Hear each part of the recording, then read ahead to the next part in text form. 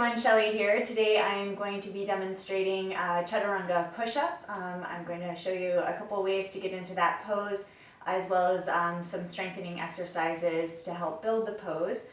Chaturanga is one of our foundational poses, especially in a vinyasa practice. When I first started practicing yoga, I couldn't do a single push-up.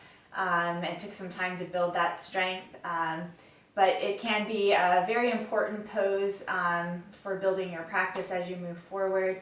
Having that upper body strength helps you to progress into maybe some of those funner poses like arm balances and things like that. So we'll go ahead and get started. I'll be using a strap. If you do have one, go ahead and grab that, and we'll start in a table pose. So we'll open the shoulders just a little bit here, take a couple cat-cows, just kind of up and around through the shoulder blades. Inhale, press your chest forward, create some space in the chest. And exhale, tuck and round. Inhale, press forward. Good. Now from here, I'm going to go right into that full expression Chaturanga. So to get that push up, you're going to plant your hands, come into a plank pose, and set yourself up for a really nice plank here. So engaging through the fronts of the thighs, pressing out through the heels, helps to keep that pelvis nice and neutral, take the sway out of the low back, and maintaining that length, that front body strength throughout the push-up will help you to be more successful.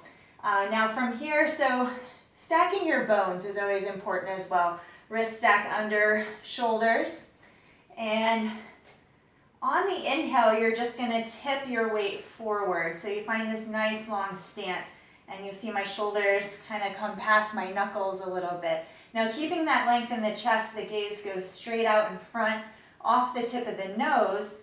On the exhale, you're going to bend your elbows, keep them really tight.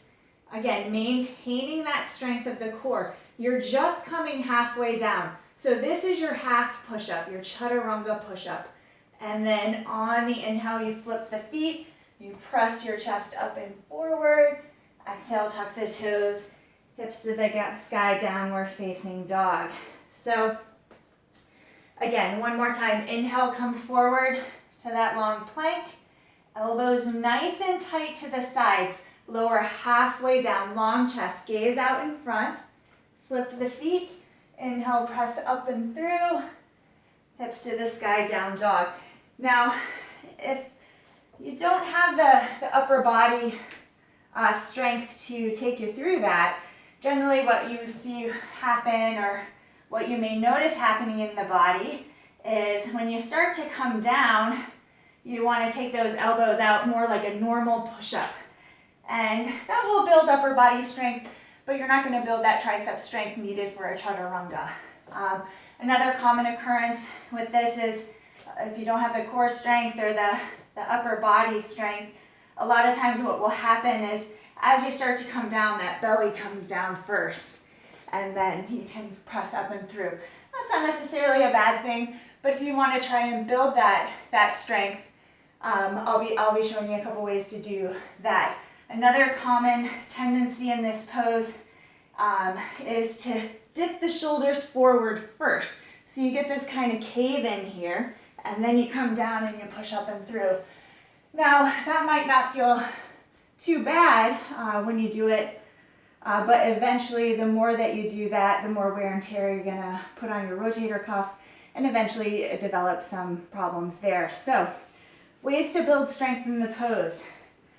This is not something that I wanted to do initially in my practice, but this is how I built my strength. So you put your knees down. So you come into that plank pose, you drop your knees. That gives you that nice support. You're still engaging your core, still have that nice long stance, but you're removing some of that body weight. On the exhale, elbows tight, lower halfway down, and then inhale, press it up and forward to your cobra pose. Now the way that I built that strength is I would do 10 of those knee Chaturanga push-ups every night before I went to bed, and each time I came back I would try to do one full expression. If I was able to do that, then I would do those 10 on the knees until I built that strength up progressively. Another thing that you can do, if you're just really not sure what's happening with your body in space, which is pretty common for most of us, you can take your strap, you're gonna make a loop with it, and that loop is going to come up around the arm, so it comes just above the elbow. And again, wide enough to keep the shoulders, the arms shoulder width apart. So once you've got that nice position, again, you're gonna plant the hands, step back to a plank pose, and I would recommend you try this first on your knees. So from this plank pose here, you're just gonna bend your elbows, bring your chest forward. And that strap is gonna catch your chest, so you're not gonna be able to go down any lower. And it will help you to feel that space there. And then from there, you're just pushing your chest forward, tuck your toes, hips to the sky, downward facing dog. So what that looks like in that full expression, inhale, come forward to plank, shoulders over knuckles, exhale, bend the elbows halfway down. So you see that strap catching me. And you can feel your space there. Flip the feet over, press the chest to the sky, and then take it back. So that's a Chaturanga push-up. Couple different ways to get into it, couple different ways to build the strength. I hope that you found that helpful, and namaste.